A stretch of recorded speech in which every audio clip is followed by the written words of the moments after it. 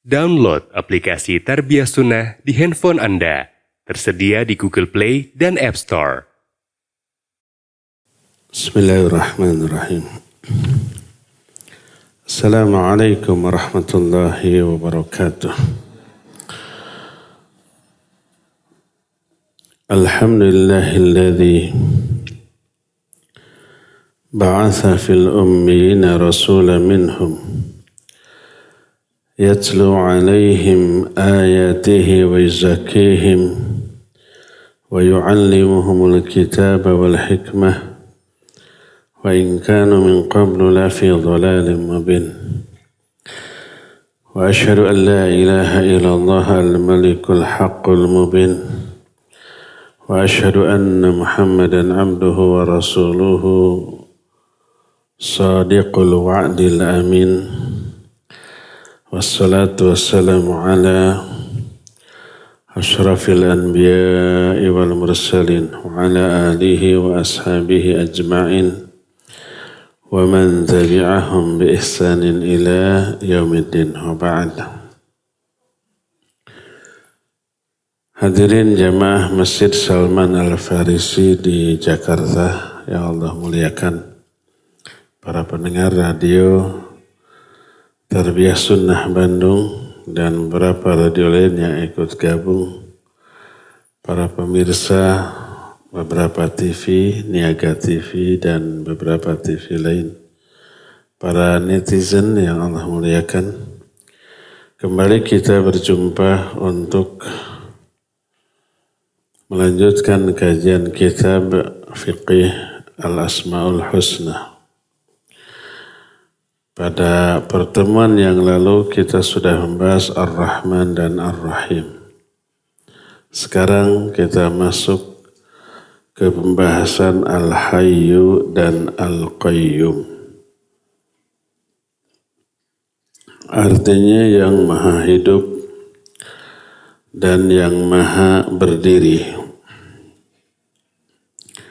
Dua nama ini oleh Allah dalam Al-Quran disandingkan di 3 ayat. Pertama di ayat Kursi, Al-Baqarah 255, menyatakan Allahu la ilaha illa huwal hayyul qayyum.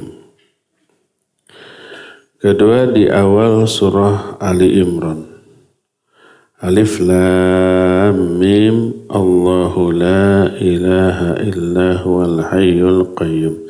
Sama lafadznya dengan ayat Kursi. Ketiga surah Thaha ayat 111. Allah berfirman, wa anatil wujuh lil hayyil qayyim. Tunduklah seluruh wajah kepada Al-Hayyu dan Al-Qayyum.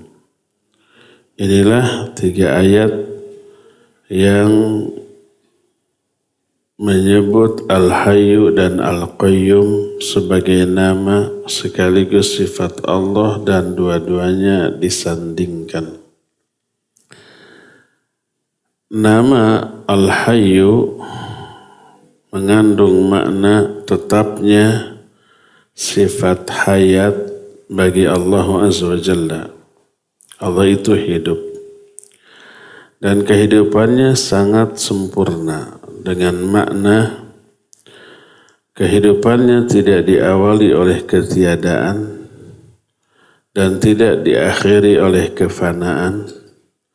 Selama hidupnya tidak mengalami kekurangan, aib atau yang sejenisnya.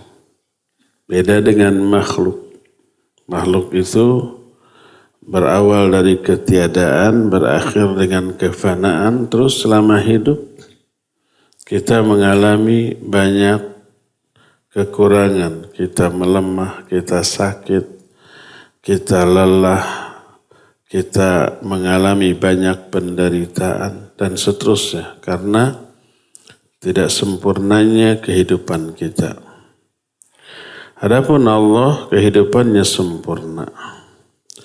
Kehidupan ini mengakibatkan sempurnanya seluruh sifat-sifat yang Allah miliki, sehingga kehidupan yang menjadi sifat Allah pun begitu sempurna.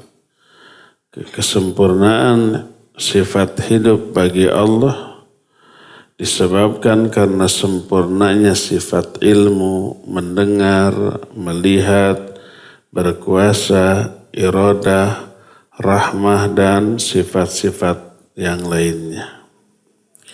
Zat yang seperti itu keadaannya, yang maha sempurna dari segala segi, dialah zat yang berhak untuk disembah, untuk ruku dan sujud kepadanya. Sebagaimana firman Allah dalam Al-Furqan 58, wa tawakkal 'alal hayyil ladzi la yamut. Bertawakallah engkau kepada zat yang hidup, yang tidak pernah mati. Adapun yang hidup kemudian dia mati, atau yang mati yang tidak memiliki kehidupan, seperti benda-benda mati, tidak ada kehidupan pada diri mereka. Patung, kayu, dan seterusnya. Semuanya itu tidak berhak diibadati sedikit pun, karena ibadah hanya hak bagi Allah Azza wa Jalla yang maha hidup dan tidak pernah mati. Surah Ghafir ayat 65 menyatakan, Huwal hayyu la ilaha illahu fad'uhu mukhlisina lahuddin alhamdulillahi rabbil alamin. Dialah Allah yang maha hidup, tidak ada sembahan yang hak selain dia. Maka beribadahlah kamu kepadanya secara ikhlas, dan segala puji bagi Allah penguasa semesta alam. Dalam salah satu doa, Nabi SAW pernah berdoa, Allahumma laka aslamtu, wa bika amantu, wa alaika tawakkaltu, wa ilaika anabatu, wa bika khasamtu. Allahumma inni a'udhu bi'izzatika, la ilaha illa anta antudillani, antal hayyul ladzi la yamut, wal jinnu wal insu yamutun. Ini doa biasa dibaca sebelum tidur. Allahumma laka aslamtu, ya Allah hanya kepada engkau aku pasrah. Wabika amantu, hanya kepada engkau aku beriman. Wa alaika tawakkaltu, hanya kepada engkau aku bertawakal. Wa ilaika anabtu, hanya kepada engkau aku kembali. Wa bika khasamtu, dan hanya karena engkau aku bermusuhan. Musuh pasti ada, iblis dan para pengikutnya. Ya Allah, aku berlindung kepada kegagahanmu yang tidak ada sembahan yang hak selain engkau, agar engkau tidak menyesatkan aku. Engkaulah yang maha hidup dan tidak pernah mati, sedangkan jin, manusia, semuanya mati. Hadis ini muttafaqun alaih, riwayat Imam Bukhari dan Muslim, diterima dari Abu Dzar Al-Ghifari radhiyallahu anhu. Inilah makna al-hayyu bagi Allah. Artinya yang maha hidup dengan kehidupan yang sempurna. Makna sempurna tidak diawali oleh ketiadaan, tidak diakhiri oleh kefanaan, dan tidak dicampuri oleh aib, kekurangan, penderitaan, sakit, kelemahan, dan seterusnya.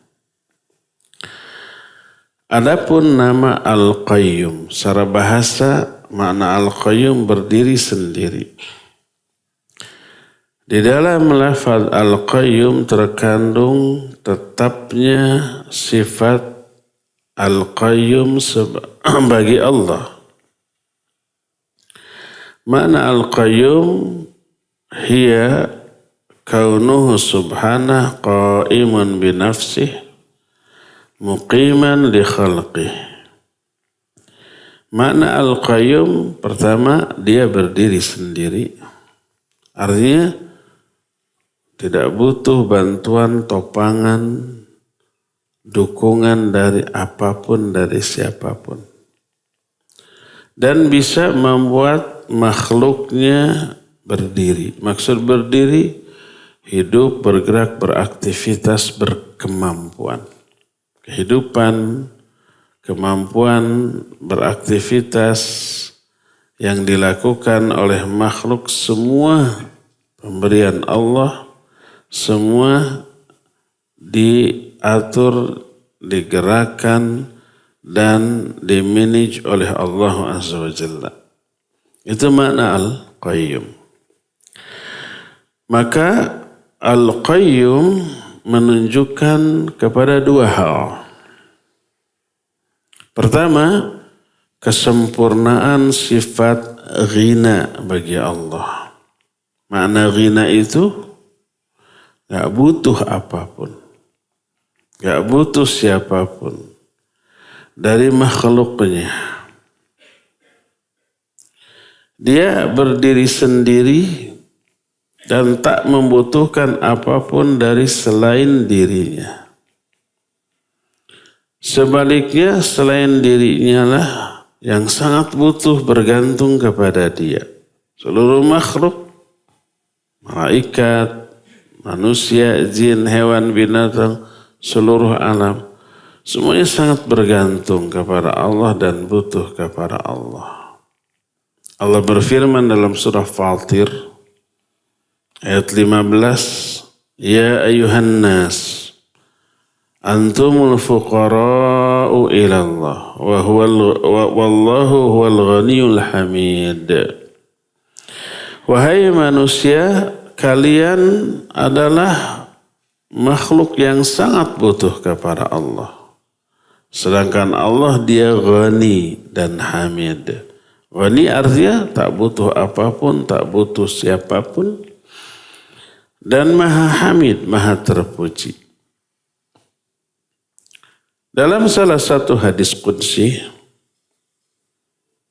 Allah berfirman, Innakum lan tablughuni dharri fatadurruni wa lan tablughun naf'i fatanfa'uni.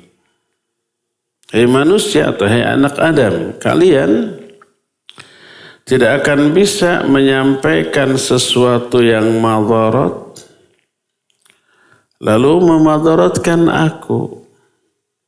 Dan kalian tidak bisa menyampaikan sesuatu yang bermanfaat lalu bermanfaat bagi diriku. Enggak.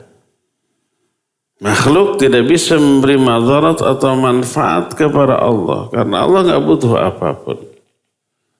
Dan ini mengisyaratkan bahwa ibadah yang kita lakukan itu bukan untuk Allah. Ibadah yang kita lakukan enggak bermanfaat sedikit pun bagi Allah. Lalu kenapa Allah menyuruh kita ibadah dan amal soleh? Untuk kepentingan dan manfaat diri kita sendiri. Dengan ibadah, dengan beramal soleh, kita akan untung. Allah memerintah kita ibadah itu karena sayang, cinta kepada kita, agar kita memperoleh kebaikan sebagai feedback dari ibadah kita.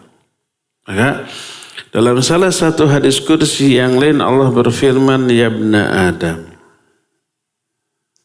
wahai Bani Adam. Ini Allah nyatakan di hari kiamat. Kata Allah, Lau anna awwalakum wa akhirakum wa insakum wa jinnakum kanu ala atqa rajulin minkum ma zada dzalika fi mulki syai'a. Hai anak Adam, seandainya semua makhluk dari kalian, baik dari awal sampai akhir, jin ataupun manusia, kalau semuanya memiliki sebaik-baik hati di antara kalian, sebaik-baik hati adalah hati Nabi Muhammad SAW. Kalau semua jin manusia hatinya seperti beliau, dari hati yang terbaik itu lahir ibadah amal soleh yang luar biasa. Kalau semua makhluk ibadah, semua kepada Allah dengan kualitas ibadah seperti yang dilakukan oleh Nabi SAW, ma zada dzalika fi mulki syai'a. Semua itu tidak menambah kekuasaanku sedikit pun. Semua ibadah amal soleh yang dilakukan oleh manusia nggak ada manfaatnya bagi Allah. Cuma manfaatnya bagi si makhluk yang ibadah itu. Sebaliknya ya ibna Adam, lau anna awalakum wa akhirakum wa insakum wa jinnakum kanu ala afjari qalbi rajuli minkum ma naqasa dzalika min mulki syai'a. Hai Bani Adam, seandainya semua makhluk dari awal sampai akhir, jin ataupun manusia, kalau semuanya memiliki seburuk-buruk hati di antara kalian. Siapa makhluk yang paling buruk hati? Iblis, katakanlah.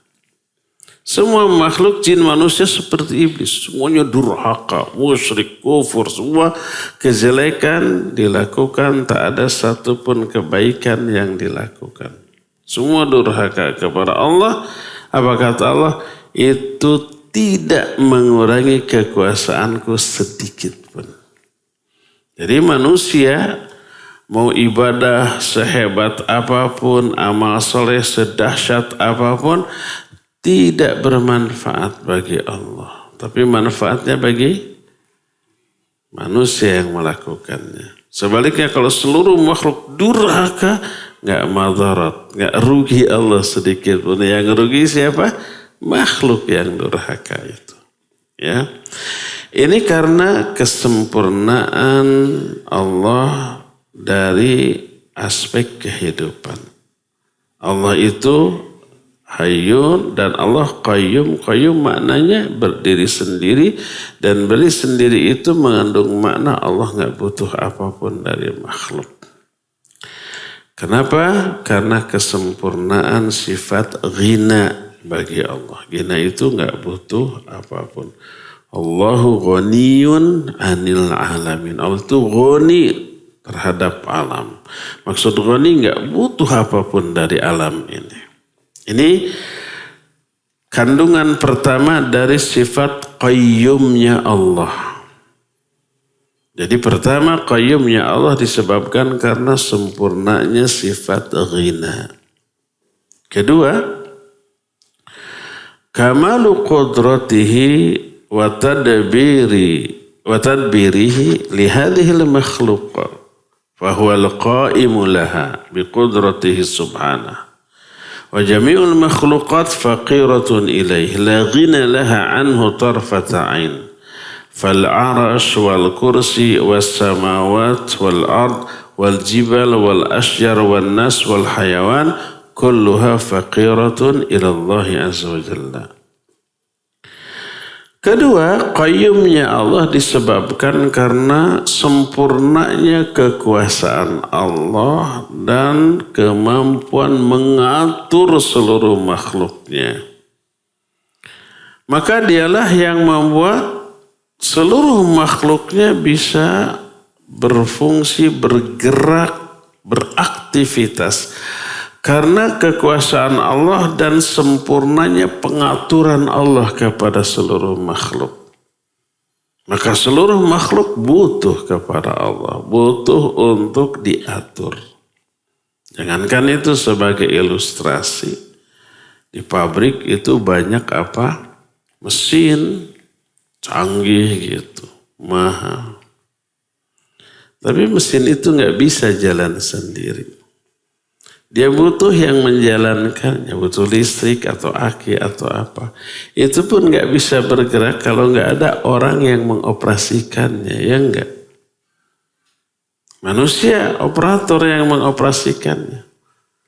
Colokan listriknya, pijit ini tombol itu baru bergerak. Diawasi, dikontrol kalau ada kerusakan, kelainan dan seterusnya. Kalau manusia operator itu mau menghentikan, pijit lagi tombol berhenti, cabut listriknya mati semua kan gitu. Itu orang ke listrik, ke mesin. Mesin itu sangat butuh kepada orang, bergantung ke orang. Itu mesin ke orang. Apalagi alam jagat raya ini. Tidak bisa tidak, sangat butuh kepada Allah, sangat bergantung walaupun sedetik. Maka seluruh makhluk yang besar seperti kursi Allah, seperti arasy Allah, seperti langit dan bumi, gunung, pohon, manusia, hewan, seluruhnya butuh kepada Allah. Butuh dimanage oleh Allah Azza wa Jalla, digerakkan oleh Allah, diberikan kemampuan oleh Allah. Makanya dalam surah Ar-Ra'd 33 Allah berfirman, afaman huwa qa'imun ala kulli nafsin bima kasabat wa ja'alu lillahi syuraka qul sammuhum. Siapa yang berotak, berakal, harusnya merenungkan ayat ini dan tidak mungkin menyembah, bergantung kepada selain Allah SWT. Kata Allah, kalau ada kata-kata di awal ayat, di awal kalimat afaman atau aman kayak gitu, huruf alif hamzah ini menunjukkan ada perbandingan dengan kalimat sebelumnya. Kalau toh nggak ada kalimat sebelumnya, kalimat itu ada tetapi tidak diungkapkan. Makna afaman, mana yang lebih baik? Apakah dia qaimun ala kulli nafsin bima kasabat? Mana yang lebih baik? Diakah Allah yang membuat seluruh jiwa bergerak, berkemampuan untuk beraktivitas, melakukan semua yang dilakukannya? Ataukah yang tidak begitu? Yang tidak begitu sesembahan selain Allah, patung, pohon, batu, atau matahari, bulan, kan ada yang menyembahnya ya. Atau orang yang sudah mati. Patung jangankan membuat orang makhluk lain bergerak, dia sendiri nggak bisa bergerak. Batu apalagi. Matahari, bulan, bintang, semua digerakkan oleh Allah. Dia nggak bergerak dengan sendirinya, tidak berdiri sendiri. Apalagi membuat benda lain bergerak, enggak. Kata Allah, wa ja'alu lillahi syuraka. Kenapa mereka itu membuat sekutu-sekutu bagi Allah? Qul, katakan oleh Muhammad, sammuhum. Coba sebut sifat-sifat berhala-berhala yang mereka sembah. Kalau Allah kan sifatnya banyak, tak terhitung, semuanya sempurna. Maha mendengar, maha melihat, maha berkuasa, maha menciptakan, maha mengatur, maha memberi rezeki, yang menghidupkan, yang mematikan. Sifat-sifat Allah semuanya banyak dan sangat-sangat sempurna, layak untuk disembah. Coba sebutkan sifat sesembahan kalian. Patung sifatnya apa? Mematung, bergerak, uyak, utek, nggak bisa. Nggak akan dipahami oleh orang Betawi. Uyak itu gerak sedikit aja. Ngedip, nggak bisa. Matahari bisa nggak? Capek berputar terus, istirahat sebentar, sedetik aja. Nggak bisa. Semuanya diatur oleh Allah Azza wa Jalla. Dalam surah Fatir 41 Allah berfirman, Innallaha yumsiku samawati wal arda an tazula wa la in zalata in amsakahuma min ahadin min ba'dihi innahu kana haliman ghafura. Sungguhnya Allah lah yang menahan langit dan bumi agar tidak jatuh. Kalau kita lihat angkasa, bumi ini kan ngambang ya. Di angkasa raya. Tidak ada yang menopang, tidak ada tali yang menggantung gitu. Yang menopang tiangnya juga nanti bertumpu kemana juga ya, nggak ada tempat bertumpunya. Nah, siapa yang menahan agar tidak jatuh, tidak bergerak secara liar? Allah. Langit juga begitu. Allah menahan langit dan bumi agar tidak jatuh. Kalau toh kedua-duanya jatuh, tak ada yang bisa menahan selain Allah Azza wa Jalla. Jadi bumi, matahari, bulan, bintang, langit tidak berdiri sendiri. Tidak berdikari, tidak bisa berlepas diri dari pengaturan Allah Azza wa Jalla. Dalam surah Ar-Rum ayat 25, wa min ayatihi an taquma as-sama'u wal ardu bi amrih. Di antara tanda-tanda kebesaran Allah adalah berdirinya langit dan bumi karena perintah Allah Azza wa Jalla. Dan ayat-ayat yang semakna dengan ini amat sangat banyak. Maknanya adalah Allah lah yang mengatur seluruh makhluk, yang memanage seluruh kejadian. Dari semua penjelasan tadi diketahui bahwa dua nama ini, Al-Hayyu dan Al-Qayyum, kedua-duanya menghimpun seluruh makna yang terkandung dalam Al-Asma'ul Husna. Dua nama ini menjadi poros bagi seluruh Asma'ul Husna. Seluruh makna yang terkandung dalam Asma'ul Husna kembali kepada kedua nama ini. Karena apa? Karena seluruh sifat-sifat Allah Azza wa Jalla kembali kepada dua nama ini.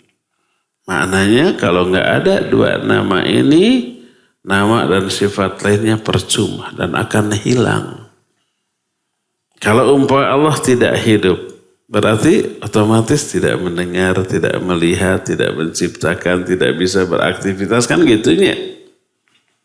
Tidak bisa mengatur. Kalau Allah tidak berdiri sendiri, juga seluruh makna-makna yang terkandung dalam sifat lain sudah musnah.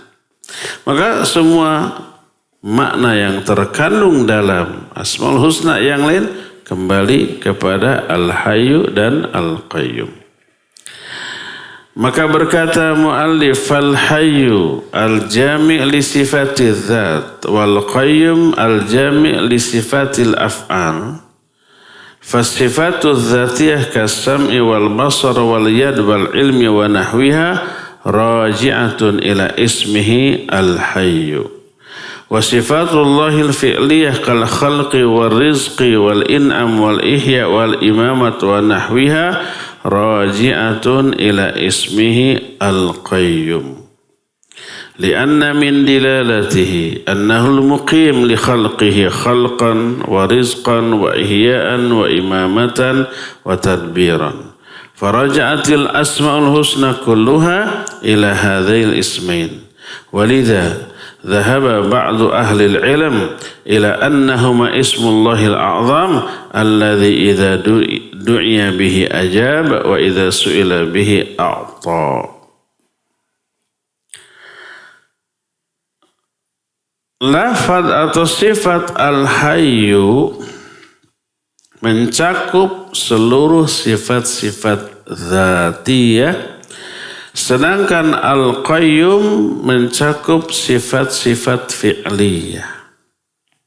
Ini sebelum dibahas tentang nama-nama Allah Asmaul Husna, Itu di kitab ini kan ada muqaddimah dulu.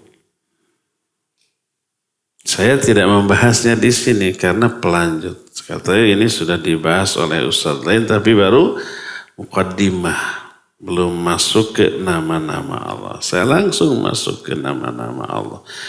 Nah di muqaddimah itu sifat Allah itu ada dua. Ada sifat dzatiyah, ada sifat fi'liyah. Sifat dzatiyah, sifat yang melekat setiap detik selama-lamanya dalam diri Allah. Tidak pernah berhenti terpisah sekejap pun.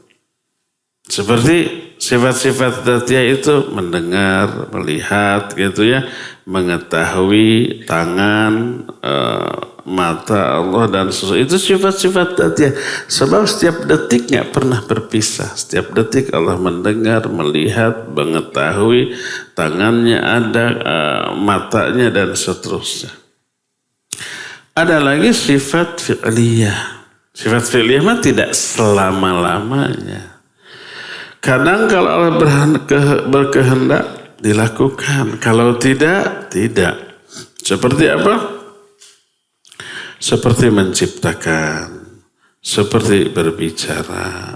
Seperti memberi rizki, mematikan, menghidupkan, memberi nikmat, mencabut nikmat, dan yang sejenisnya. Itu sifat-sifat apa? Fi'liyah. Berupa perbuatan Allah. Kalau Allah mau berbuat begitu, Allah berbuat. Kalau tidak, tidak. Gitu. Nah, Al-Hayyu mencakup seluruh sifat-sifat dzatiyah. Karena apa? Karena sifat-sifat dzatiyah seperti mendengar, melihat, tangan, ilmu itu kembali kepada Al-Hayyu. Maknanya, karena ada Al-Hayyu, sifat-sifat dzatiyah ada. Karena Al-Hayyu, dia mendengar. Kalau tidak ada Al-Hayyu, tidak mendengar. Tidak melihat. Tidak mengetahui. Kalau tidak hidup, ya enggak. Adapun sifat-sifat fi'liyah seperti menciptakan, memberi rizki, memberi nikmat, menghidupkan, mematikan, itu kembali kepada Al-Qayyum. Karena apa? Ada pihak yang diberi rizki, ada pihak yang dihidupkan, ada pihak yang diberi nikmat, yaitu kalangan makhluknya. Itu semua karena sifat qayyumnya Allah. Makna qayyum, selain dia berdiri sendiri, juga membuat makhluknya menjadi hidup, bergerak, beraktivitas, berkemampuan. Oleh karena itulah maka seluruh Asmaul Husna itu kembali berpatokan, bertumpu kepada dua nama ini, yaitu Al-Hayyu dan Al-Qayyum. Tidak akan ada rizki, nikmat, hidup, mati kalau Allah tidak Al-Qayyum. Tidak ada pendengaran, penglihatan kalau Allahnya tidak hidup. Makanya para ulama menyatakan kedua nama ini termasuk Ismullahil A'zam. Nama Allah yang paling agung. Yang apabila seseorang berdoa dengan menyebut dua nama ini, doanya akan diijabah. Dan apabila seseorang meminta, doanya, permintaannya akan diberikan oleh Allah Azza wa Jalla. Karena dua nama ini dua nama yang paling agung dibanding nama-nama yang lain. Maka berkata Imam Ibnu Qayyim rahimahullahu ta'ala, kata beliau yang beliau terangkan dalam kitab Zadul Ma'ad fi Hadi Khairil Ibad, kata Imam Ibnu Qayyim, fa inna sifatal hayat mutadamminatun li jami' sifatil kamal mustalzimatun laha. Wa sifatul qayyumiyah mutadamminatun li jami' sifatil af'al. Walihada kana ismullahil a'zam alladhi idha du'iya bihi ajab wa idha su'ila bihi a'ta huwa ismul hayy al-qayyum. Kata Imam Ibnu Qayyim, sesungguhnya sifat hayat mencakup seluruh kesempurnaan sifat-sifat yang lain. Dan sifat qayyumiyah mencakup seluruh sifat-sifat perbuatan Allah. Oleh karena itulah, maka nama Allah yang paling agung, yang bila seseorang berdoa menyebut nama itu akan dikabulkan, bila meminta akan diberikan. Nama yang agung itu adalah Al-Hayyu dan Al-Qayyum. Masih kata beliau, Ismullahil a'zam fi hatainil ayatain. Ayatul Kursi wa Fatihatu Ali Imran. Listimalihi ma'ala sifatil hayat al-mutadamminah li jami' sifat wa sifatul qayyumiyah al-mutadamminah li jami'il af'al.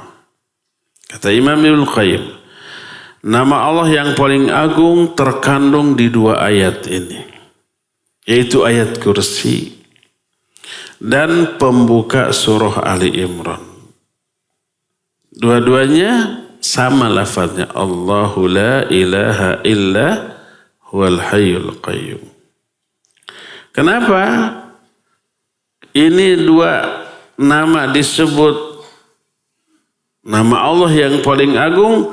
Karena kedua-duanya mencakup seluruh nama dan sifat Allah pada Asmaul Husna yang lain. Maka sifat hayat mencakup seluruh sifat-sifat dzatiyah dan sifat qayyumiyah mencakup sifat-sifat fi'liyah. Oleh karena itulah maka disebutkan oleh Imam Ibnu Qayyim tentang dahsyatnya pengaruh doa yang menyebut dua nama ini. Terutama doa ketika kita ditimpa kesulitan, ditimpa penderitaan, untuk dihilangkan dari diri kita atau dikhawatirkan kita akan mengalaminya. Dengan berdoa menyebut dua nama ini akan tertolak. Kata beliau, wa fi ta'thiri qawlihi ya hayyu ya qayyum bi rahmatika astaghith. Fi daf'i hadha ad-du'a munasibatan badi'ah. Fa inna sifatal hayat mutadamminun li jami'i sifatil kamal mustalzimatun laha. Wa sifatul qayyumiyah mutadamminah li jami'il sifatil af'al. Kata Imam Ibnu Qayyim rahimahullah, doa yang berbunyi ya hayyu ya qayyum bi rahmatika astaghith. Ini bagi kita ikhwan yang sedang mengalami masalah berat dalam aspek apapun, membuat sedih, membuat depresi, membuat putus asa, stres, puyeng gitu ya, resah, gelisah karena ada masalah. Coba hafalkan doa ini kemudian baca, hayati maknanya. Ya Hayyu ya Qayyum, wahai zat yang maha hidup dan maha berdiri sendiri. Birahmatika astaghitsu, dengan rahmatmu, kepada rahmatmu aku meminta pertolongan. Istighatsah, astaghits artinya minta pertolongan dalam hal menolak semua yang madarat, yang tidak disukai. Beda dengan isti'anah. Isti'anah juga minta tolong. Istighatsah juga minta tolong. Bedanya apa? Isti'anah minta tolong dalam meraih semua hal yang manfaat. Semua yang kita butuhkan, semua yang menyenangkan. Sedangkan istighatsah minta tolong untuk menolak semua yang madarat. Dua-duanya maknanya minta tolong, tapi beda apa yang diminta. Jadi kalau istighatsah pasti selalu dilakukan dalam rangka menolak semua yang tidak disukai. Maka ketika kita ada masalah berat, ketika kita mungkin sakit, mungkin sedih karena ada kasus. Lalu berdoalah dengan doa, ya Hayyu ya Qayyum bi rahmatika astaghits. Wahai zat yang maha hidup, maha berdiri sendiri, dengan rahmatmu aku minta pertolongan. Maksudnya minta pertolongan dalam menolak madarat.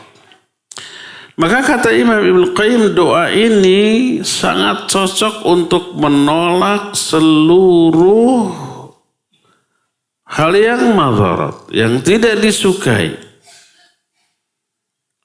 Karena apa? Karena Al-Hayyu mencakup seluruh kesempurnaan sifat-sifat dzatiyah. Al-Qayyum mencakup seluruh kesempurnaan sifat-sifat fi'liyah. Ya.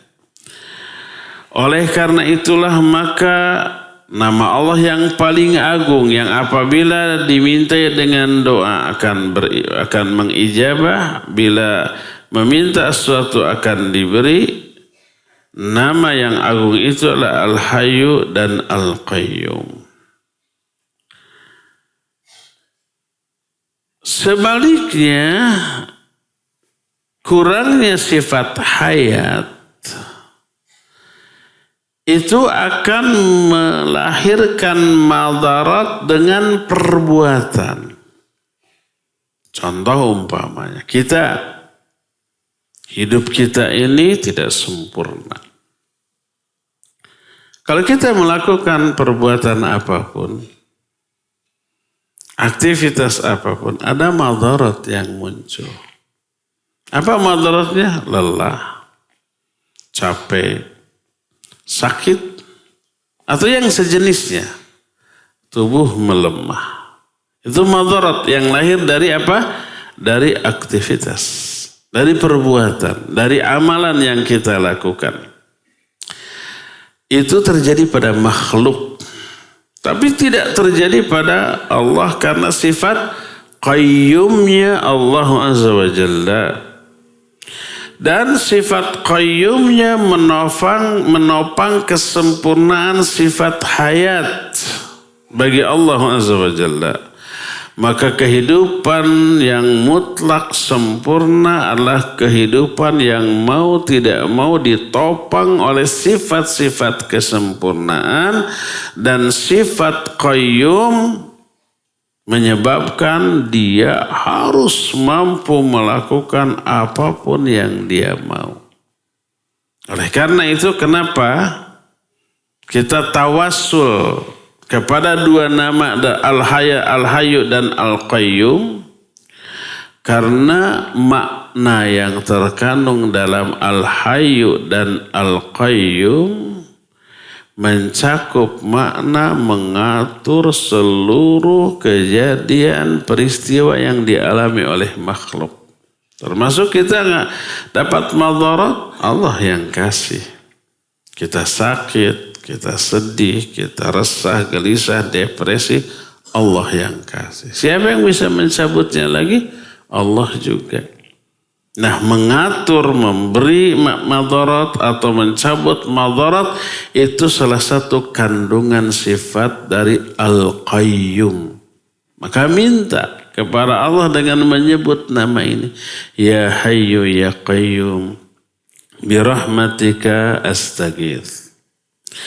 Maka berkata Imam Ibnu Qayyim, kata beliau, "Fattawassul bisifatil hayati wal qayyumiyah lahu ta'thirun fi izalati ma yudadul hayat wa yudarru bil af'al. Wal maqsud anna ismal hayyu al qayyum ta'thiran khasah fi ijabati da'awat wa kasfil kurabat." Maka bertawassul dengan sifat hayat dan qayyum memiliki pengaruh yang besar untuk menghilangkan semua madarat yang bertolak belakang dengan hayat dan qayyum. Maksudnya bahwa nama Al-Hayyu dan Al-Qayyum memiliki pengaruh khusus dalam hal diijabahnya doa dan dilepaskannya seluruh kesulitan. Dalam kitab Sunan dan Sahih Abu Hatim. Sunan ini 4 yang dikenal kalau hadis rawahu ashabus sunan. Itu Sunan Abu Daud, An-Nasai, At-Tirmidzi dan Ibnu Majah. Ada sunan-sunan lain, ada Ad-Darqutni, ada Sunan Al-Baihaqi dan seterusnya, tapi tidak dianggap sebagai tidak tercakup dalam rawahu ashabus sunan. Kalau disebut wafis sunan, maknanya 4 tadi. Sunan Abu Daud, Sunan Nasai, Ibnu Majah dan Tirmidzi. Ada sebuah hadis Nabi sallallahu alaihi wasallam yang marfu.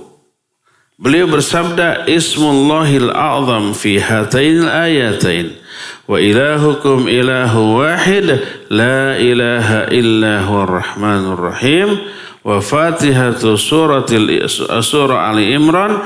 Allahu la ilaha illa huwal hayyul qayyum. Kata Nabi SAW. Nama Allah yang paling agung berada di antara 2 ayat ini. Berada di 2 ayat ini. Pertama surah Al-Baqarah 163. Wa ilahukum ilahu wahid. Sesembahan kalian adalah sembahan yang esa. La ilaha illa huwa rahmanur rahim. Tidak ada sembahan yang hak selain Dia yang Rahman dan Rahim. Salah satu nama Allah yang paling agung adalah Ar-Rahman dan Ar-Rahim. Dan dapat juga dalam pembuka surah Ali Imran, Allahu la ilaha illa huwal hayyul qayyum. Al-Hayyu dan Al-Qayyum termasuk salah satu nama Allah yang paling agung. Berkata Imam At-Tirmidzi setelah meriwayatkan hadis ini, hadisun sahihun. Hadis ini sahih.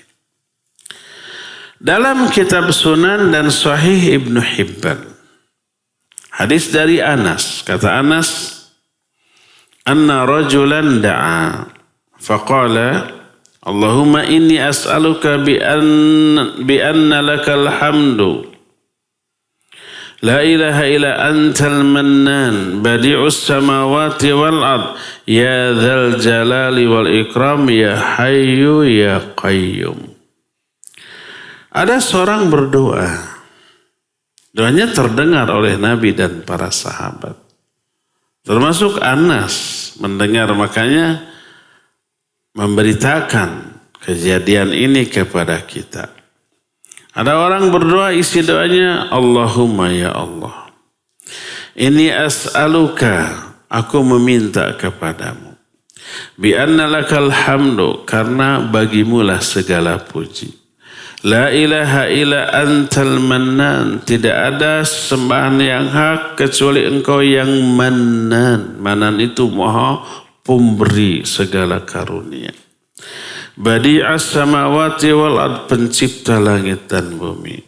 Ya dzal jalali wal ikram, ya hayyu ya qayyum, wahai pemilik kemuliaan dan kehormatan. Wahai yang maha hidup, yang maha berdiri sendiri. Jadi dia menyebut beberapa nama Allah. Salah satunya ya hayyu ya qayyum. Mendengar orang ini berdoa demikian, maka Nabi SAW pun berkomentar.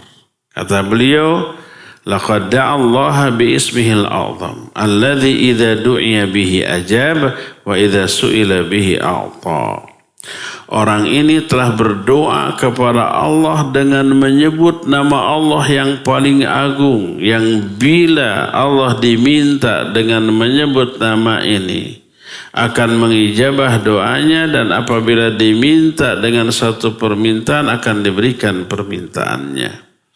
Makna atau nama Allah yang agung itu adalah ya hayyu ya qayyum. Diperkuat lagi dengan hadis yang diriwayatkan oleh Imam At-Tirmidzi dalam kitab Al-Jami. Maksudnya Al-Jami'us Shaghir, susunan Imam At-Tirmidzi.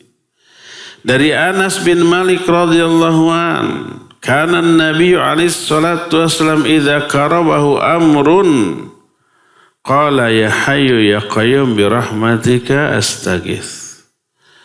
Kata Anas bin Malik, Nabi alaihi salatu wasallam bila beliau disedihkan oleh satu urusan, sebagai manusia biasa beliau mengalami kesedihan, penderitaan. Bahkan penderitaannya, kesedihannya tak ada yang menandingi. Asyaddun nasi bala'an al-anbiya. Manusia yang paling hebat penderitaannya ya para nabi. Karena penderitaan itu ujian atas keimanan.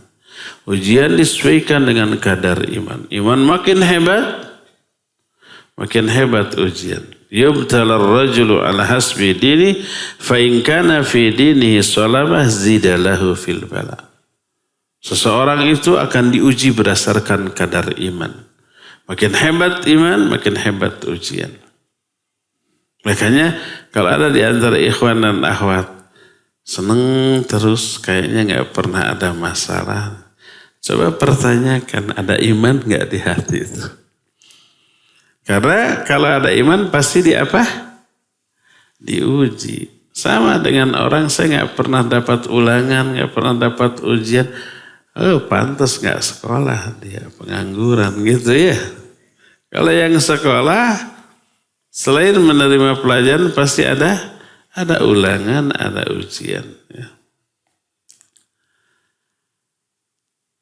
Nabi alaihi salatu wasallam kalau beliau disedihkan oleh satu urusan, beliau suka berdoa ya hayyu ya qayyum bi rahmatika astaghits. Wahai zat yang maha hidup dan beri sendiri, dengan rahmatmu aku meminta bantuan kepadamu. Bantuan untuk menghilangkan kesedihan, masalah, penderitaan yang sedang dialaminya. Jadi bagi ikhwan yang sekarang sedang sedih, sedang ada masalah, baca doa ini pendek. Beberapa detik juga hafal. Ya hayyu ya qayyum bi rahmatika astaghits. Jadi semua itu menunjukkan kepada agungnya kandungan makna yang terdapat dalam dua nama ini, yaitu Al-Hayyu dan Al-Qayyum, yang di dalamnya terkandung, kalau orang hamba mengatakan ini terkandung sifat merendah, menghinakan diri di hadapan Allah Azza wa Jalla. Maka dalam Quran surah Thaha 111 Allah berfirman wa anatil wujuh lil hayyil qayyim qad khaba man hamala zulma. Kata Allah, tunduklah seluruh wajah. Kepada siapa? Tidak disebut kepada Allah, tidak disebut kepada yang maha kuasa, tapi kepada yang hidup dan berdiri sendiri. Siapapun hamba yang meyakini salah dua di antara sifat Allah, dia maha hidup dan berdiri sendiri, yang menyebabkan seluruh makhluk hidup bisa beraktivitas, berkemampuan karena sifat hayyu dan qayyumnya Allah, maka makhluk akan tertunduk di hadapannya, menghayati makna Al-Hayyu dan Al-Qayyum sebagai nama sekaligus sifat bagi Allah Azza wa Jalla. Ya, inilah penjelasan tentang dua nama Allah, Al-Hayyu dan Al-Qayyum. Selesai sudah. Saya nggak bisa nambah, bukan nggak bisa, nggak mau nambah. Cukup dari apa yang dijelaskan oleh Syekh Abdul Razak dalam kitab ini tentang Al-Hayyu dan Al-Qayyum. InsyaAllah nanti bulan depan kita akan membahas dua nama Allah, Al-Khaliq dan Al-Khallaq, ya. Kita masih punya sisa waktu untuk bertanya jawab. Apabila ada pertanyaan dipersilakan. Untuk ikhwan boleh ngacung ya. Untuk akhwat pakai tulisan saja. Barakallahu fikum Ustaz. Fika barakallah. Pertanyaan mengenai ujian ya Ustaz ya. Kalau seorang muslim yang diuji, salah satu hikmahnya adalah untuk dihapuskan dosa atau diangkat derajat ya Ustaz ya. Apa hikmahnya juga kalau orang kufar itu diuji kan, setiap manusia diuji Ustaz ya? Diuji dengan penderitaan. Iya betul Ustaz. Baik, barakallahu fiik. Kalau seorang muslim mengalami penderitaan, apapun bentuknya, sakit atau dianiaya orang, sedih, diejek, dibully, itu ada dua fungsi. Pertama sebagai azab atas dosa dan kesalahan. Karena itulah setelah dapat penderitaan tadi, dosanya gugur. Nabi SAW menyatakan, ma min muslimin asobahul adha. Tidak ada seorang pun muslim yang ditimpa sebuah kesakitan. Disebut wala nasabun wala wasbun wala saqmun wala haznun wala hamun hatta syauka yushakuha illa kaffarallahu bihi khatayahu. Tidak ada seorang pun muslim yang ditimpa sebuah penderitaan, kelelahan, kepayahan, kesedihan, keresahan, kegelisahan atau penyakit, ya, sampai ada duri yang melukai kulitnya, kecuali Allah akan menghapus dosa orang tersebut karena penderitaan tadi. Penderitaan itu penghapus dosa. Karena apa? Hukuman atas dosa yang sudah dilakukan. Karena kasih sayang Allah. Orang itu berdosa, ditunggu tobatnya nggak ada tobat, tetap Allah ingin dosa orang itu dihapus. Dikasih ujian, dikasih penderitaan. Jadi penderitaan itu kasih sayang Allah untuk menghapus dosa-dosa dia. Makanya Nabi SAW bersabda, ada sini sahih riwayat Imam Muslim, innallaha idza ahabba qauman ibtalahum. Sungguhnya Allah kalau mencintai satu kaum, Allah kasih ujian kepada mereka. Allah kasih penderitaan kepada mereka. Setelah menderita terhapus dosa-dosa. Ini fungsi yang pertama. Fungsi yang kedua, menguji bagaimana sikap dia ketika dikasih penderitaan. Apakah sabar? Apakah ridha? Terus antisipasi dia gimana? Apakah dia konsultasi ke orang berilmu atau mencari pelarian ke tempat-tempat maksiat? Kalau umpamanya orang dapat masalah, datang ke ustadz, nelpon atau konsultasi, saya harus gimana, dikasih petunjuk, itu benar, sikap yang benar, teruji dia. Nanti ustadz akan berikan begini, coba mendekat kepada Allah, coba berdoa, coba infak dan sedekah, akan diarahkan sesuai dengan arahan syariat. Tapi kalau umpamanya, wah puyeng liur, akhirnya mabuk. Akhirnya ngedrugs. Akhirnya pergi ke tempat-tempat hiburan. Nyanyi-nyanyi, jingkrak-jingkrak untuk menghilangkan masalah. Ada yang begitu? Dia tidak teruji, tidak lulus dalam ujian ketika memperoleh musibah. Atau datang konsultasi ke tempat yang salah, ke dukun, ke peramal. Mbah, coba nasib saya besok gimana? Disodorkan tangannya untuk diramal. Tambah terpuruk dia. Jadi itulah dua fungsi dari penderitaan. Penghapus dosa, menunjukkan itu hukuman, maka terhapus dosa. Yang kedua ujian, bagaimana reaksi dia, respon dia, antisipasi dia terhadap ujian ini. Benar atau salah. Ya. Itu berlaku juga bagi orang kafir. Iya, tapi umumnya, ini umumnya. Orang kafir itu kalau diberi penderitaan itu azab. Tapi mungkin bisa jadi ujian, mungkin. Kalau ternyata begitu dia dikasih musibah, dia stres, bingung, lalu datang ke seorang ustadz. Ada orang kafir yang konsul ke ustadz? Ada. Saya pernah didatangi oleh orang kafir karena ada masalah. Nah, pertama, apakah orang kafir tersebut ketika memperoleh masalah itu adalah azab? Iya. Allah berfirman, sanu'adzibuhum marratain. Tsumma yuradduna ila adzabin azim. Kami akan azab mereka orang-orang kafir 2 kali. Setelah diazab 2 kali, nanti di akhirat kami akan masukkan mereka kepada azab yang lebih dahsyat, yaitu neraka. Kata Imam Hasan Al-Basri rahimahullah, kami akan azab mereka 2 kali. Pertama di dunia. Dengan cara apa? Diberikan penderitaan atau apapun. Termasuk kekalahan perang melawan kaum muslimin. Itu azab Allah bagi mereka.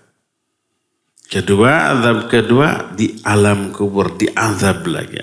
Ayat ini berbicara salah satu tentang azab kubur. Jadi azab kubur dalam Al-Quran ada. Ini salah satu ayatnya. Setelah itu nanti di akhirat diazab dengan yang lebih dahsyat. Nah, jadi penderitaan di dunia adalah azab Allah bagi mereka. Itu yang pertama. Yang kedua juga sebagai penghapus dosa. Berkata Syekhul Islam Ibn Taimiyah rahimahullah dalam kitab namanya Ahkamu Uswatil Mu'minin. Dalam kitab Majmul Fatawa.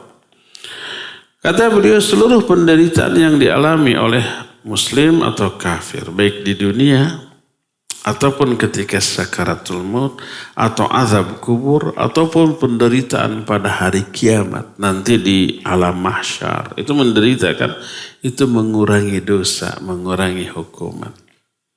Ketika sakaratul maut, orang soleh sekali bernabi SAW mengalami sakaratul maut 2 kali lipat dibanding umumnya orang.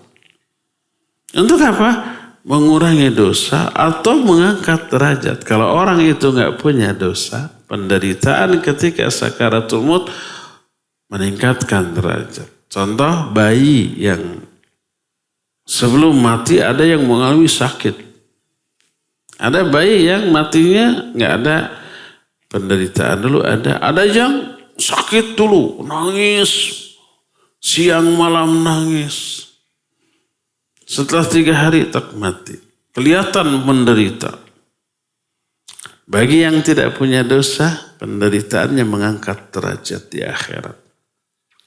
Sehingga level surga bagi bayi yang matinya enak begitu saja, dengan yang menderita terlebih dahulu beda. Jadi penderitaan ada 2 fungsi. Menghapus dosa, meningkatkan derajat. Termasuk azab di alam kubur mengurangi kadar azab di akhirat? Iya. Termasuk orang kafir? Iya. Jadi siksaan yang Allah berikan baik ke orang kafir atau kepada orang muslim di neraka nanti, muslim yang dosa yang lebih besar, itu sebenarnya sudah terkurangi kadar azabnya oleh penderitaan di alam mahsyar, di alam kubur, ketika sakarat dan ketika hidup di dunia dan mengalami berbagai macam masalah penderitaan, ya. Itulah penjelasan tentang penderitaan. Wallahu a'lam bissawab.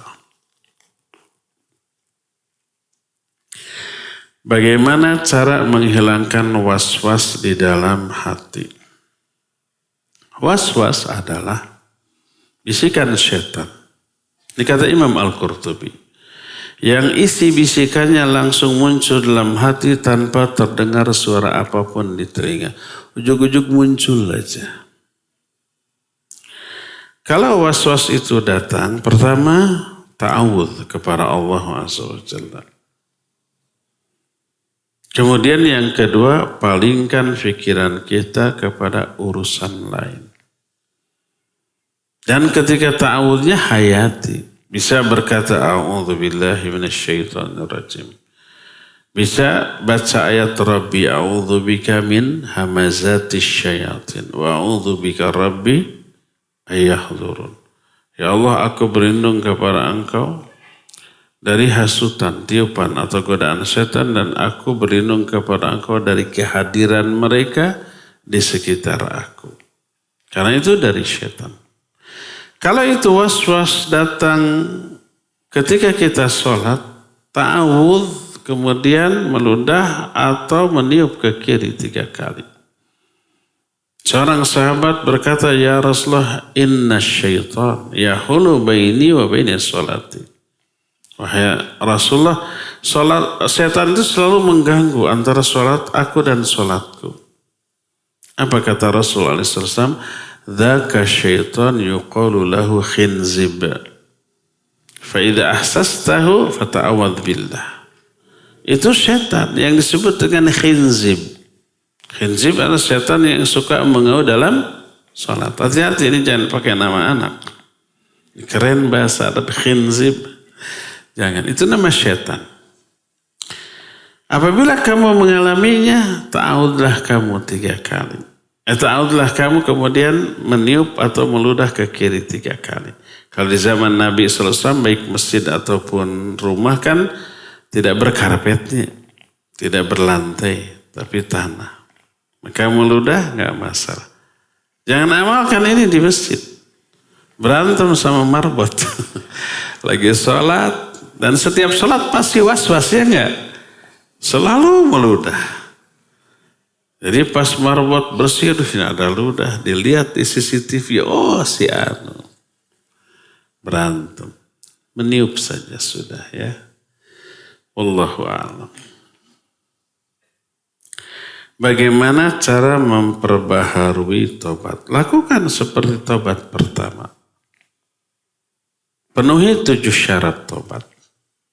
Pertama, berhenti dari dosa. Kedua, menyesal. Ketiga, bertekad tidak kembali. Bukan tidak kembali. Harus dibedakan antara kembali dengan bertekad tidak kembali. Kalau bertekad tidak kembali, mungkin kembali? Mungkin. Umpamanya seseorang berdosa, lalu tobat, kapok saya nggak akan sekali-kali lagi. Tekad nggak akan mengulang lagi. Mungkin. Ternyata setelah 2 bulan, 3 bulan, atau setahun, dia terjebak kepada situasi.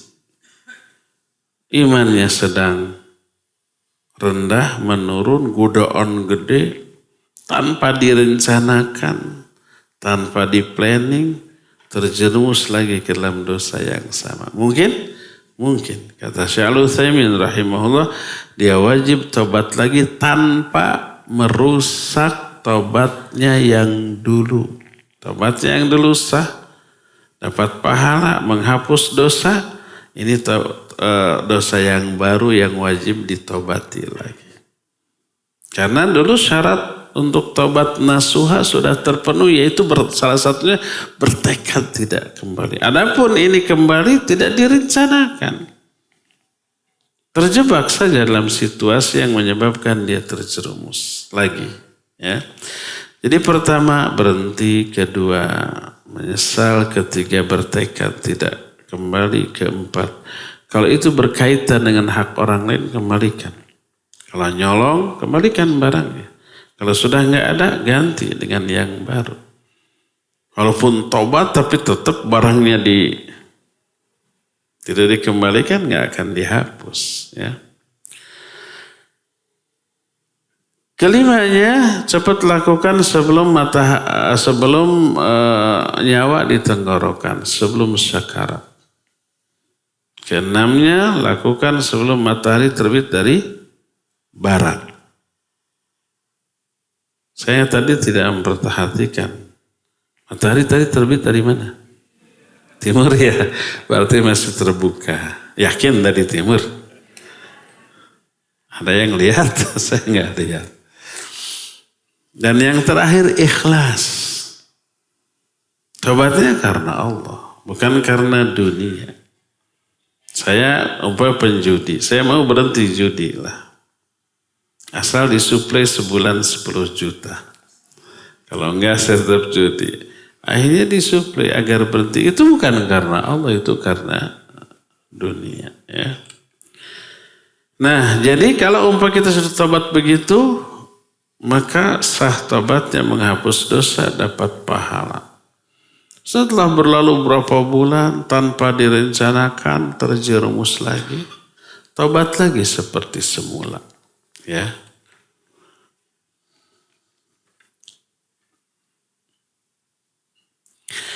Jika sebelumnya seorang nyaman saja dalam urusan dunia dan ibadahnya, pada suatu saat ada pilihan untuk dia untuk berumah tangga. Tadinya jomblo.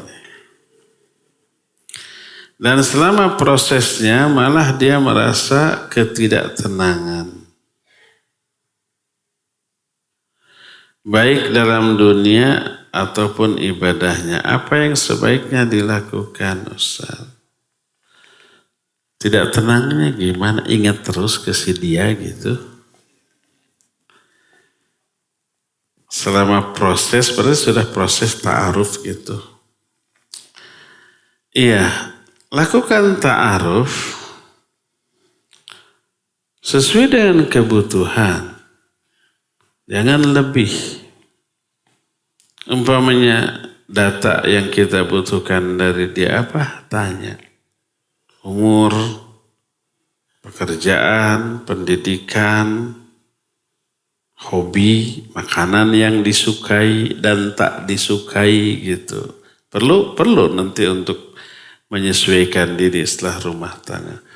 Punya penyakit berat enggak? Terus apa lagi? Tinggi badan, berat badan. Itu berpengaruh. Apalagi. Nah udah. Kalau itu sudah dibutuhkan, datanya masuk. Tinggal mengetahui karakter. Kalau dari data kan karakter tidak terketahui ya. Karakter bisa diketahui dengan 3 tahap. Pertama, chatting.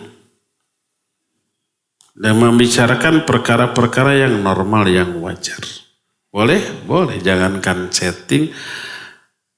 Berbicara berhadap-hadapan pun boleh laki dan perempuan. Asal tidak berkhalwat, jaga pandangan. Tidak berdua-dua gitu ya. Tidak saling menatap.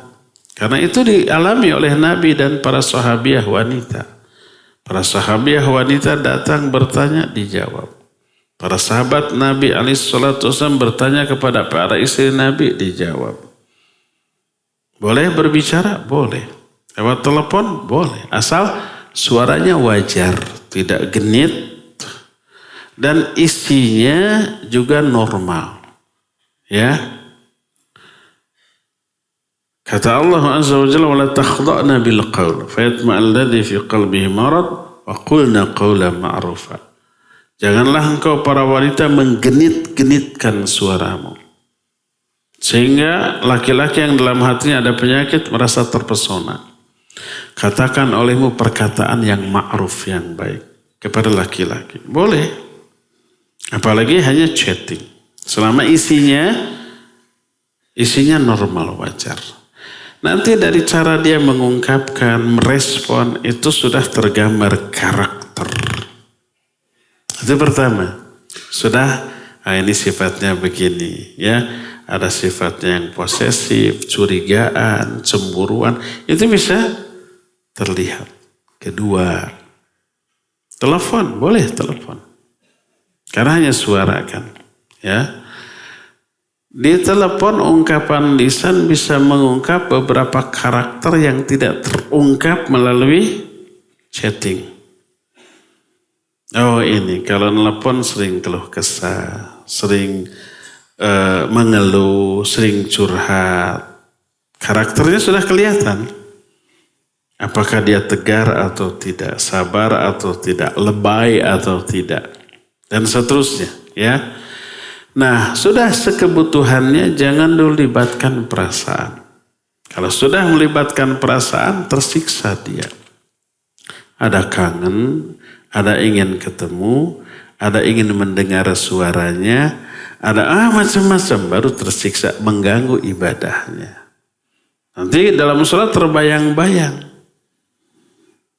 Dan itu yang menyebabkan dia terpengaruh. Jadi ta'aruf hanya sebatas data yang kita butuhkan, jangan lebih. Hanya ingin ngobrol, memuaskan perasaan, melampiaskan perasaan, hanya mendengar suara itu sudah adem, nyaman, sudah. Nah itu yang merusak ibadah. Ya. Jadi proses ta'aruf cukup hanya sampai data yang dibutuhkan. Jangan berlebih. Berkata Imam Ahmad bin Hanbal rahimahullah, ini bagi ikhwan resep ya. Bagi yang mau ta'aruf. Termasuk bapak-bapak. Kata beliau, idza khataba rajulun imra'atan fasa'alaha an jamaliha awalan. Fa in humidah fasa'alaha an diniha. Kalau seorang laki-laki mau melamar seorang akhwat, seorang perempuan, tanyakan dulu yang pertama apanya? Saya tanya, yang pertama ditanyakan apanya? Agama. Salah. Tanyakan dulu kecantikannya. Jangan agamanya dulu. Kalau dia informasi yang sampai dia cantik, masuk tuh satu kriteria, tanyakan tentang agamanya. Kalau agamanya baik, lalu dinikahi, berarti dia menikahi karena agamanya. Kalau agamanya buruk, dia nggak mau menikahi karena menolak, maka menolaknya karena agamanya. Bukan karena kecantikannya, dia cantik, tapi agamanya nggak baik, dia tolak. Berarti menolaknya karena agama. Jangan tanya agamanya dulu, baik. Lalu ditanya kecantikannya, jadi. Berarti menikahinya karena kecantikannya. Kalau ternyata setelah nador, jelek, nggak jadi Padahal agamanya bagus, ternyata nggak jadi. Berarti menolaknya karena rupanya. Menikahi karena kecantikannya, menolak juga karena rupanya. Itu keliru, salah. Jadi kalau mau mencari akhwat, cari dulu ya informasi tentang kecantikan. Dia cantik, dia hanya umpamanya manis, agak asam sedikit. Udah manis, udah cantik, udah baru boleh. Lalu tanya agamanya. Ternyata jelek, nggak jadi. Walaupun cantik, artis juga kalah umpamanya. Maka dia tolak, berarti menolaknya karena agama. Kalau agamanya bagus, dia nikahi, berarti menikahinya karena agamanya juga. Ya, jangan tanya agamanya. Jangan tanya agamanya dulu. Agamanya bagus enggak? Bagus, soleh, tahajudnya terjaga, saum Senin Kamis, odoj Qur'annya, kajian selalu hadir. Solihah. Sekarang nazar, jelek, nggak jadi Berarti bukan karena agamanya dia nolak, karena agamanya sudah bagus ya. Terus agamanya bagus nih, nazar. Wah bagus, jadi. Berarti menikahinya karena kecantikannya. Jadi tanyakan kecantikannya dulu baru agama. Boleh nazar dulu? Boleh. Nazar. Oke, cantik. Lihat agama. Jelek nggak jadi. Sudah nazar, ya udah lupakan, nggak apa-apa. Nggak diingat-ingat gitu. Gitu. Jika sebelumnya seorang nyaman, udah tadi. Terbalik.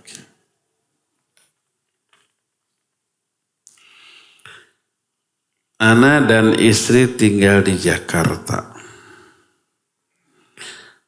Ketika ada undangan di kampung, di Subang, dari keluarga dan dalam acaranya ada praktek-praktek bid'ah. Bahkan ada unsur syirik. Seperti siraman, sisingaan. Sisingaan ada unsur syirik gitu. Singaan itu ada singa-singaan Si pengantinnya itu naik terus dipanggul sama 4 orang. 4 orang ini sambil nari-nari. Itu sisingan dan itu khas Subang. Bagaimana sikap kita atas undangan tersebut? Nggak boleh. Walaupun itu orang tua sendiri. Nggak boleh hadir.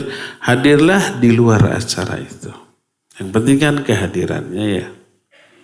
Hadirlah sebelumnya atau setelahnya. Bilang maaf untuk pas hari hanya kita nggak bisa. Cari alasan. Bagaimana cara mendakwahinya? Ya sedikit-sedikit ya. Kasih penjelasan, pencerahan agar dia paham. Pokoknya usahakan ilmu itu sampai. Baik dari mulut kita atau suruh setel radio. Roja mungkin sampai ke sana. Tarbiyah sunnah mungkin kalau radio nggak sampai tapi streaming sampai. YouTube sampai, Facebook, Instagram sampai. Suruh ngaji biar ilmu sampai, nanti setelah sampai hidayah insya Allah datang.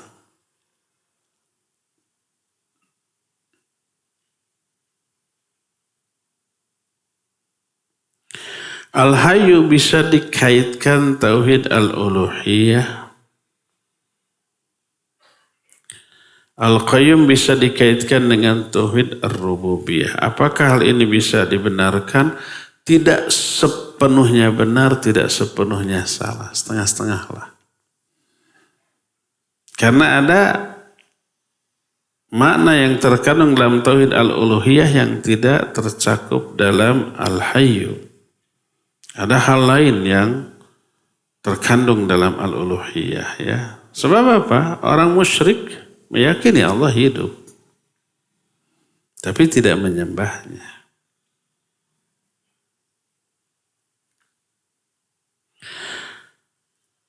Bolehkah berdoa melihat handphone? Karena dalam handphone tersebut ada arti dari hadis dan nama-nama yang indah untuk Allah. Serta rangkaian kata-kata indah. Apakah doa kita diijabah, dikabulkan? Intinya boleh enggak berdoa dengan membaca doa itu. Karena enggak hafal, dibaca. Baik tulisan, buku, atau handphone. Dibuka, oh doa ini. Lalu berdoa. Jadi saya pernah melihat ini handphone berdoa begini. Jadi dia angkat tangannya tapi di atas tangannya ada handphone. Isinya apa handphone? Ya doa itu yang dia buka, doa. Boleh? Ya boleh. Jadi kalau kita mau berdoa tapi doanya tidak hafal dalam bahasa Arab. Mungkin dari Quran, mungkin dari hadis yang sahih. Tapi kita tidak hafal. Jadi liciknya kita begitu. Ingin banyak berdoa, menghafalnya nggak mau. Malas. Ada yang begitu? Ada apa banyak? Banyak apa semuanya? Semuanya.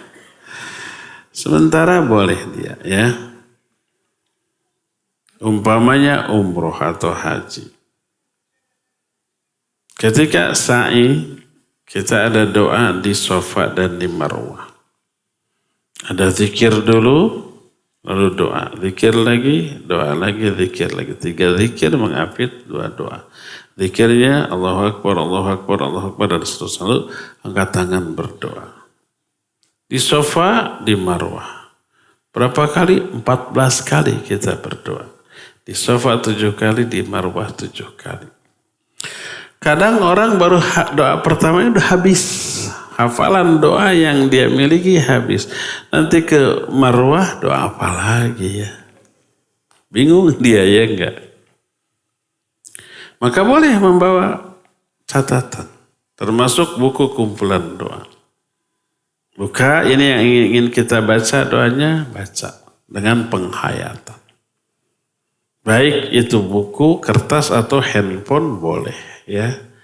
Walaupun tidak afdol. Yang afdol adalah yang datang dari pikiran kita terhayati oleh hati kita.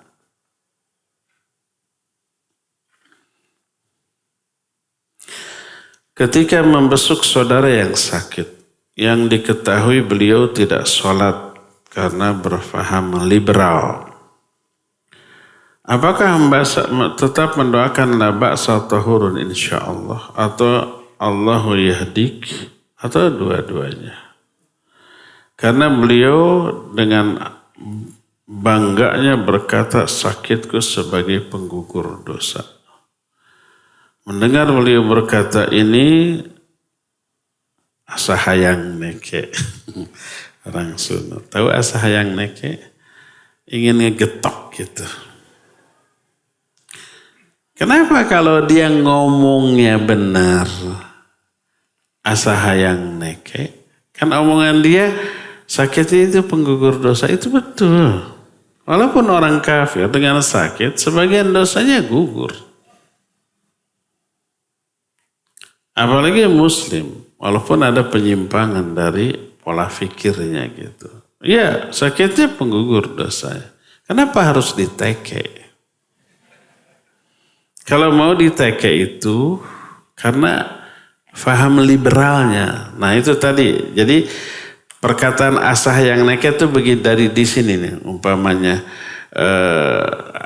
membesok yang sakit yang diketahui beliau ini tidak sholat karena berfaham liberal. Nah di sini asah yang neke. Nah di sana harusnya. Apakah tetap mendoakan la ba'sa tahun insyaallah karena beliau bangga mengatakan sakitku penggugur dosa. Perkataannya itu benar, sakitnya penggugur dosa. Kenapa diteke? Ya. Ya, boleh kita doakan kepentingan dunia mereka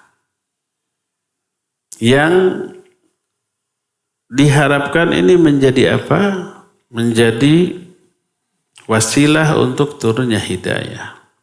Nabi SAW pernah punya seorang pembantu orang Yahudi. Masih remaja pemuda. Suatu saat dia sakit keras. Dilayat oleh Nabi SAW. Lalu diajak kepada Islam. Orang ini karena sudah simpati, ingin, tapi takut sama bapaknya. Dia melihat ke bapaknya. Apa kata bapaknya? Ati' Abul Qasim. Taati Abul Qasim. Akhirnya dia syahadat. Setelah syahadat mati.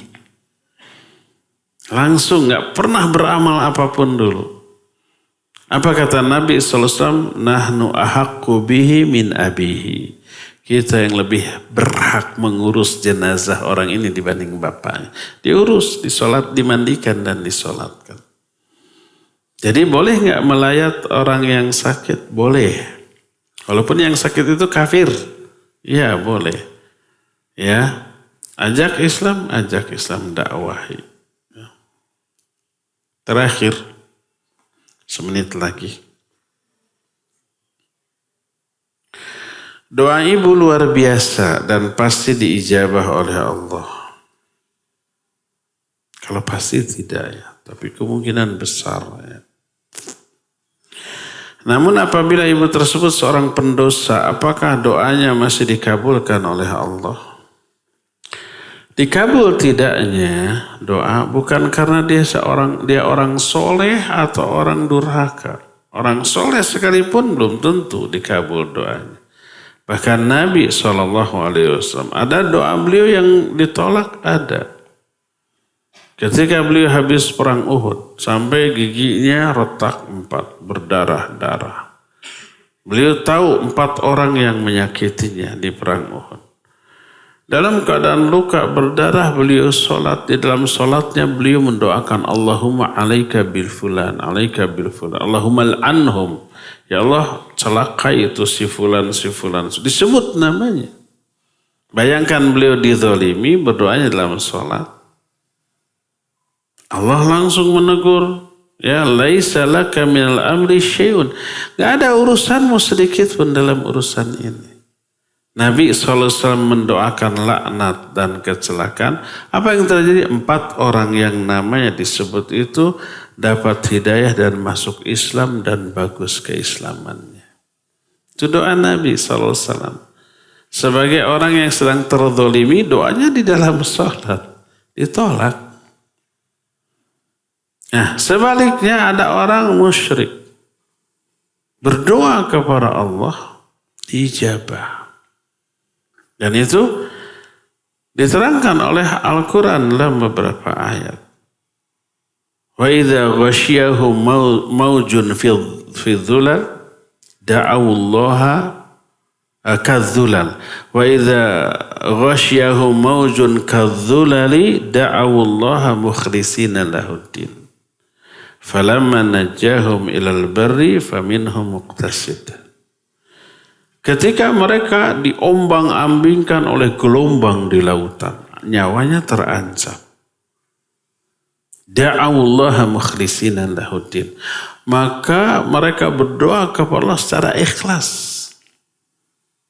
Dan doanya dikabul. Diselamatkan. Falamma najjahum ilal barri. Ketika Allah menyelamatkan kembali mereka ke daratan, faminhum muqtasid. Dalam ayat lain, idahum yusyrikun. Mereka musyrik lagi. Di daratan musyrik, kepada Allah menyembah, meminta, berdoa. Kepada selain Allah juga meminta. Itu kan musyrik. Lalu pergi ke lautan terancam oleh gelombang. Mintanya hanya kepada Allah secara ikhlas. Ya Allah selamatkan aku. Tidak meminta kepada arwah yang sudah mati, kepada berhala mereka. Kepada Allah secara mukhlisina. Da'awullaha mukhlisina lahuddin. Dan dikabul. Falaman najjahum ilal barri. Ketika Allah menyelamatkan mereka ke daratan. Berarti doanya dikabul pada orang musyrik. Mereka musyrik lagi. Nah, ini orang musyrik dikabul doanya. Apa yang menjadi penyebab? Para ulama menganalisa. Yang menjadi penyebab dikabulnya doa orang ini adalah pertama keikhlasan, kedua fokus kekhusyuan. Ketika orang musyrik tadi di tengah lautan terancam nyawanya oleh gelombang, pertama nyetus kepada Allah, bergantungnya tawakal. Yang kedua kekhusyuan, karena nyawanya terancam khusyuk banget tuh. Ini yang menyebabkan dikabulkannya doa. Itu musyrik. Apalagi seorang muslim, walaupun muslim yang berdosa besar. Tapi kalau ketika berdoa dia ikhlas dan khusyuk, terus dilakukan pada saat-saat mustajab, sangat mungkin untuk dikabulkan. Imam Ibnu Qayyim rahimahullah kitab Ad-Da' wad-Dawa memberi resep bagaimana caranya agar doa dikabul. Kata beliau, apabila seseorang berdoa dalam keadaan suci, berwudu, lalu menghadap ke kiblat. Ini sunnah, tidak wajib. Pada intinya berdoa boleh tidak berwudu, boleh tidak menghadap kiblat. Tapi ini yang terbaik. Berwudu menghadap kiblat, kemudian mengangkat kedua tangan. Kemudian didahului oleh amal soleh. Apapun amal soleh itu, sholat dulu, setelah wudu, sholat syukur wudu 2 rakaat. Atau dia infak dulu, sedekah dulu sebelum berdoa, buka HP, buka M-Banking, transfer untuk infak dan sedekah. Atau membaca Al-Quran dulu, atau ibadah lainnya, amal soleh lainnya. Lalu berdoa, mengangkat kedua tangan, lalu memuji Allah terlebih dahulu, salawat kepada Nabi SAW terlebih dahulu, lalu meminta ampunan terlebih dahulu untuk dirinya, lalu setelah itu masuk mengemukakan doanya. Lalu setelah itu ditutup lagi dengan salawat kepada Nabi SAW, nyaris doa orang itu tidak akan ditolak oleh Allah Azza wa Jalla. Jadi ada berdoa agar doa itu dikabulkan, pertama dahului oleh ibadah atau amal soleh. Baik sholat, baca Quran, infak, sedekah dan seterusnya. Yang kedua, usahakan dalam keadaan suci. Ini tidak wajib. Ketiga, menghadap kiblat. Keempat, mengangkat kedua tangan. Yang kelimanya, memuji Allah terlebih dahulu. Jangan langsung minta.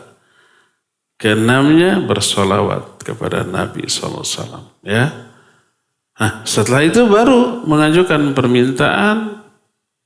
Yang kedelapannya ditutup lagi dengan solawat kepada Nabi SAW, nyaris doa orang itu tidak akan ditolak. Walaupun seorang pendosa ya. Cukup ya, sudah lewat dari waktu yang ditetapkan. InsyaAllah nanti kita akan berjumpa kembali di bulan yang akan datang. Subhanakallahum bihamdik asyhadu an la ilaha illa anta astaghfiruka wa atubu ilaik walhamdulillahi rabbil alamin. Wassalamualaikum warahmatullahi wabarakatuh.